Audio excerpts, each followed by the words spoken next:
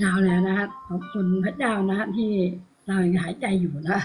ยังได้ตื่นขึ้นมาอีกวันหนึ่งนะคะไม่มีอะไรดีเท่านี้เนาะไม่มีอะไรดีเท่านี้จริงๆค่ะ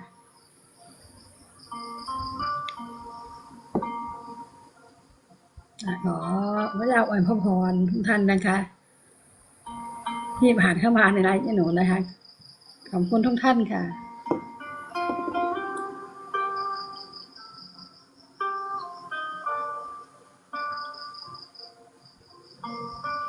ฟังเพลงเพลิน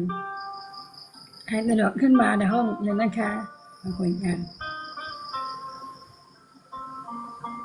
วันนี้คุณนพพลนะคะ